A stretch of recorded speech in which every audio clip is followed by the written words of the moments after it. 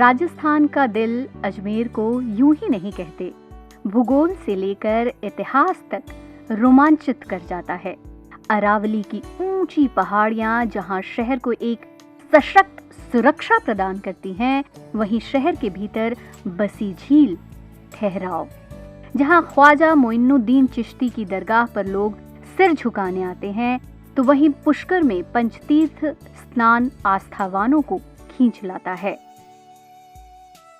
और भी बहुत कुछ बसा है इस शहर में, जिनमें बांध पर बनी बारादरी, सहेली बाजार और खामखा के दरवाजे शामिल हैं। चौहान शासकों की बसाई हुई अजमेर नगरी के बीचों बीच खूबसूरत आना सागर झील अपने में एक वैभवशाली इतिहास समेटे है। अंतिम हिंदू सम्राट पृथ्वीराज चौहान के दादा अरुणोराज ने सन 1135 से 1150 ईस्वी में आना सागर झील का निर्माण करवाया था। ये झील मानव निर्मित है। शासक का नाम अरुणोराज भी कह सकते हैं, आप आना जी भी कह सकते हैं, जिन्होंने ये तालाब को खुदवाया था 1135 से लेके 1150 तक। आना सागर झील पर बांध भी बनवाया गया था। चौहान वंश के बाद मुगल शासक जहांगीर ने 1637 में बांध के ऊपर ही बारादरी बनवाई। खामखा के 3 दरवाजे और सहेली बाजार भी है यहाँ। बारादरी के नीचे की ओर एक बाग है, जिसे कभी दौलत बाग के नाम से जाना जाता था। आज उसे सुभाष उद्यान के नाम से जानते हैं।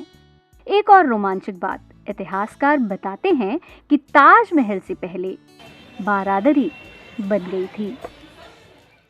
यहाँ का मार्बल तो मशहूर है, और अगर मकराना का मार्बल नहीं होता तो आपके ताजमहल नहीं बनता, ये आपको पता है। तो क्या हुआ कि मकराना नजदीक होने के नाते काफी मार्बल अजमेर आने लगा। तो जहांगीर ने कहा कि आना सागर पे सारे कंस्ट्रक्शंस जो हैं वो सारे मकराना के मार्बल के होते। बादशाह जहांगीर की पोती और शाहजहां की बेटी थी जहां आरा का अजमेर में लंबा वक्त बीता। उसे ख्वाजा गरीब नवाज में विश्वास गहरा था। अजमेर रहते उसका वक्त सबसे ज्यादा बारादरी और दौलत बाग में ही बीता करता था।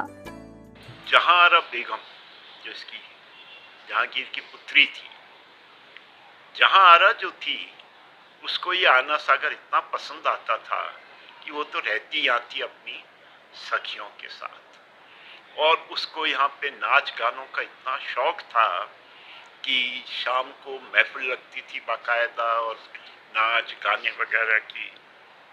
और जहाँ आरा दरगाह भी जब कभी जाया करती थी, और उसके दरगाह में बड़ा विश्वास था। बल्कि आपको पता है, जहाँ आरा की तो वो यहीं पे तो वो है मजार।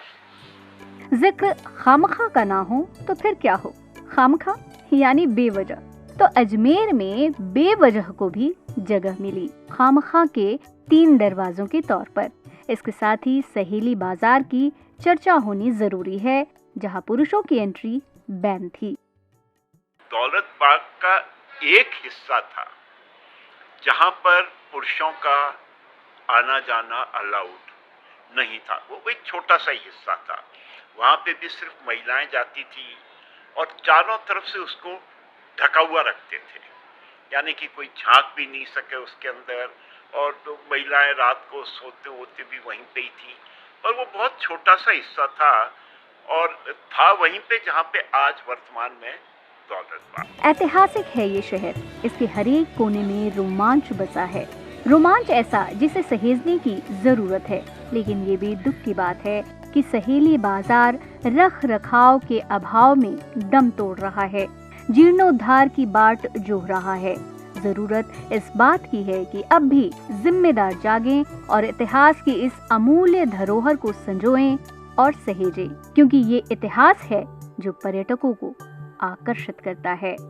ईटीवी भारत के लिए अजमेर से प्रियांक शर्मा की रिपोर्ट।